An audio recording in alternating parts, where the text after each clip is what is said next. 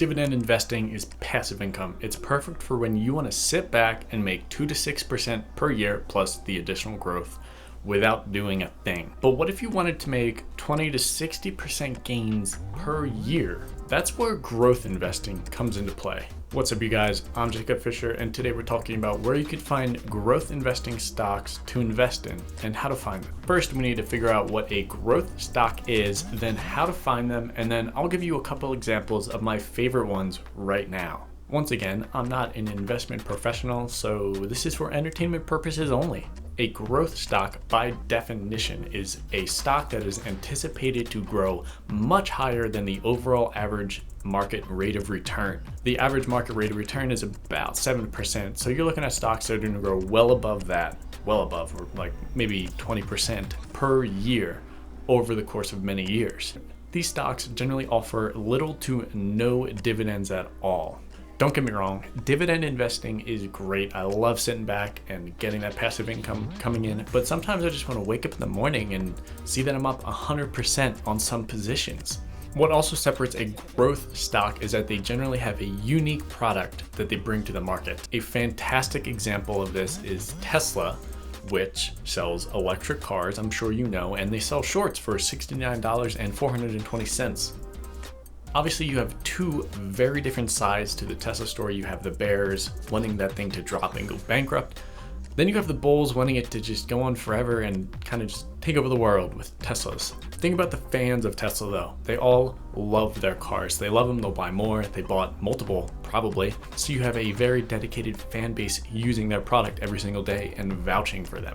Tesla doesn't do any marketing. I'm sure you've read a news story similar to that, but they just allow word of mouth to kind of grow their brand. And that's just what they've been doing. There's no marketing for them. You are inherently taking on risk by investing in these growth stocks, much more so than a value stock or a dividend stock. But you are anticipating extreme growth in most of the examples. That Tesla example, well, if you invested about 8 years ago, not even during its IPO, a bit after that, at $28 a share, you'd be sitting pretty right now because it's trading over $1,300 a share. That's a 5,000% gain in just 8 years. That's like turning $100 into $4,642. There's been times though when people, and me included, thought Tesla was gonna fail and just go bankrupt. I mean, they haven't had a positive earnings in a long time. But that's just the risk you take with these growth stocks. Many growth stocks also have a very high P/E ratio, meaning that their price is very high compared to the earnings. Tesla's a great example again, a $1,300 stock price and still has negative earnings, which means they're losing money, theoretically. Let's not get growth stocks confused with value stocks. Value stocks provide a stable investment or a semi-stable investment, but the industry might have been taken down a little bit. I'll give two examples of this. The first one being airlines. I mean, they've got destroyed because of coronavirus, but a lot of times airlines aren't gonna just go away. I mean, people are still gonna fly and we're still gonna go through the whole process of flying. Getting in during, a pandemic would have been perfect for airlines because you could have gotten in and then run them back up because they are overall stable. It's just factors kind of out of their control that ruined the airline industry. Well, not ruined, but it took it down a bit. Another example of this is Viacom, ticker symbol VIAC. They're kind of like CBS Corporation, they have news media and TV shows and stuff like that. They have also been suffering, I assume recently, because of streaming services, and they could be considered a value stock right now. They offer around a 5% dividend, and they're anticipated to kind of keep around or stay around. Actually, I own one single share of Viacom because I signed up through a Webull promotion and got 2 free stocks. You can click the link down below if you also want 2 free stocks. One of them was Viacom that I got $13 and it's at $22 right now. That's about a 50% gain in 3 months. Back to growth stocks though and how to find them. This is something you need to look back on with your habits that you go through. What are you doing every day that might be new or might be a totally new product? There's a fantastic example here, and you probably already know it, but Zoom, video communications.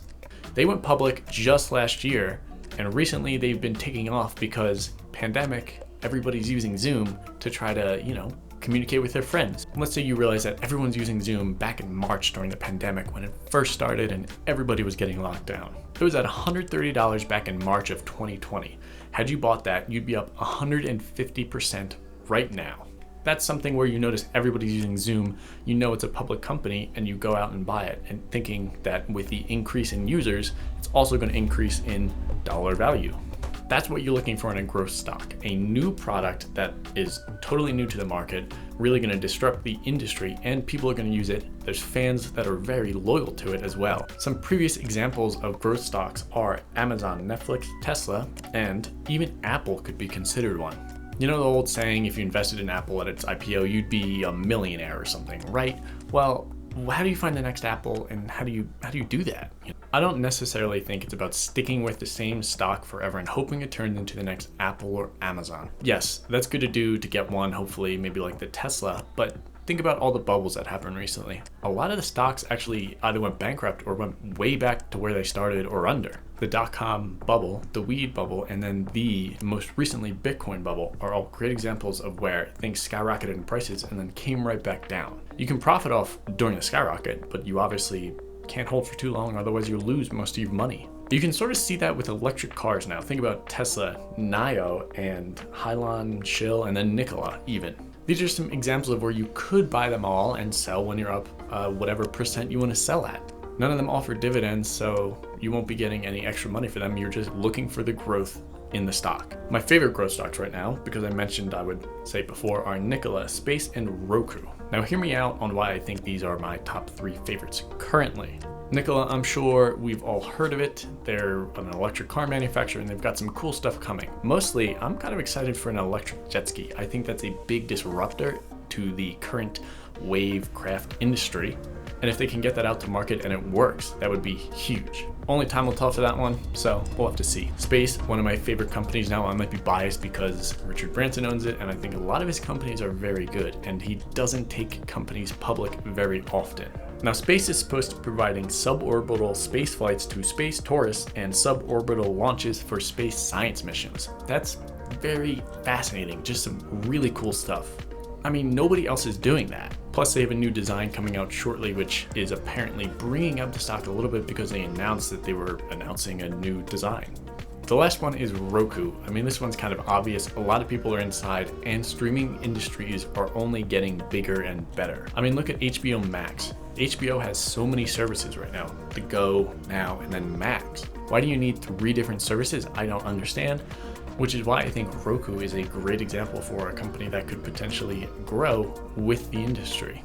They just need to be in more smart TVs and kind of kick out Google and take over the market share for more smart TVs and more selling of the little tiny sticks. You know, I haven't mentioned any healthcare stocks, and that's because I don't really think they're a good growth investing strategy. Healthcare stocks for growth investing are kind of people who are looking for the next cure for some massive disease, and you can't really trust that until it's actually out to market. Sure, you could get super lucky and somebody that you invested in could discover the cure for cancer, right?